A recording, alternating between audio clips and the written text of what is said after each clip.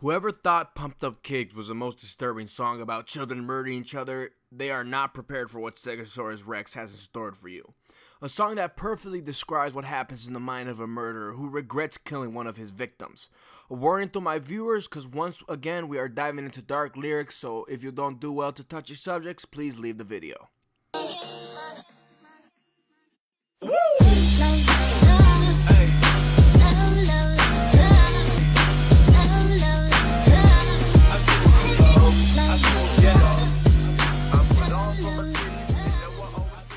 ¿Qué onda, gringos and latinos? It's El Lobo Mestizo. I'm here to welcome you into spooky season with a creepy song, which shockingly is the only videos that you guys ever watch. But hey, I'm not judging. I love my 986 little psychos.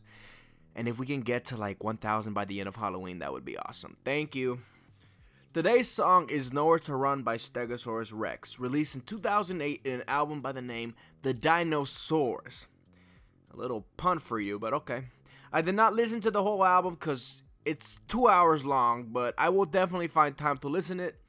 But y'all don't be shy, make sure you listen to it, click here, and on to the lyrics. So, in the beginning of the song we are introduced to the chorus with what sounds like two different beings, one of them saying you're gonna die and the other saying I'm gonna kill you, and they repeat this multiple times. And to be honest, there's not much to analyze here, so let's move on to the next lyrics. In the first verse, we are introduced with a better view of the murder in first person. Feeling all blue, I've got no more time, they all hate me because of my crime. In these lines, he is feeling the aftermath of the killing. He murdered someone and people are hating him for it. Their threats come at me, their voices are loud, all to condemn me, my face is still proud.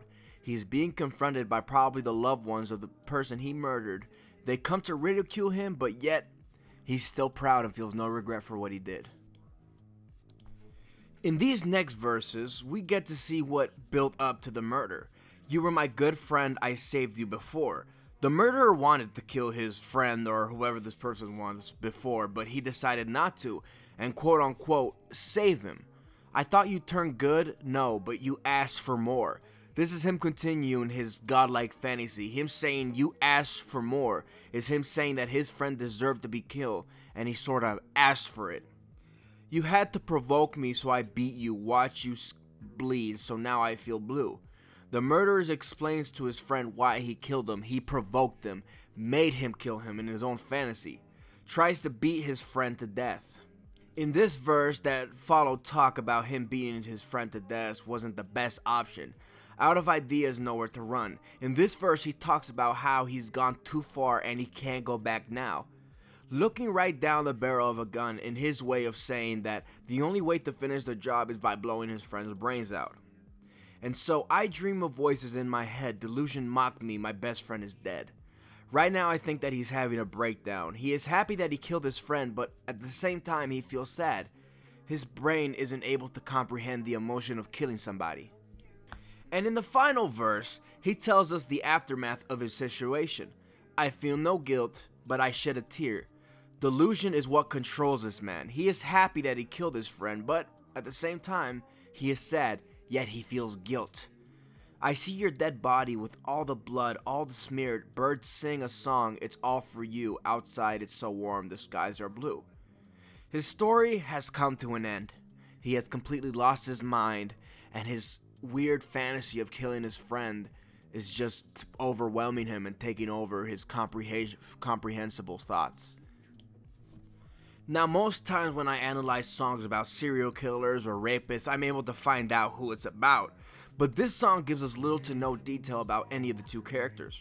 From what we know, we have two personas. One of them is a murderer and the other one is his friend.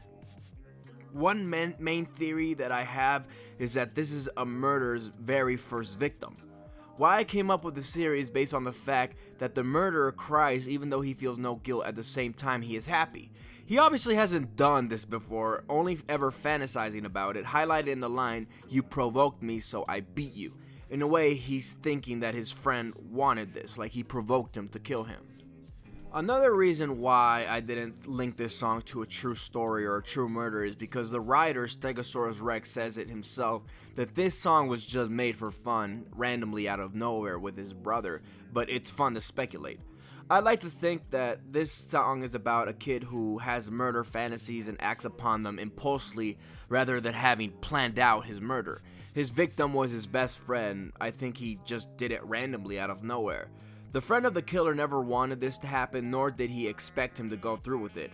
So when they were alone, the killer got his chance. Another thing that I noticed is that in the song, the chorus, the voices change. My theory is that this is the final conversation they have. The best friend saying, "You're gonna die."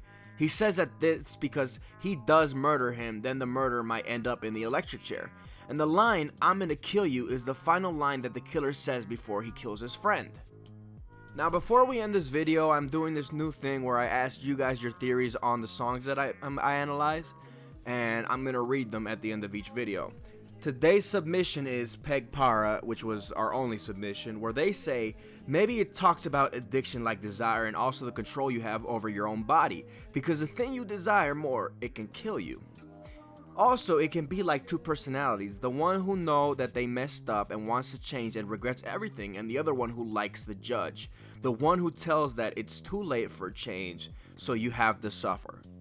Now, I like this theory, but I don't think that this song is about an addiction like desire. I mean, it is obviously an addiction like desire, talking about murder, so actually, you know what, scratch that, I think that's true.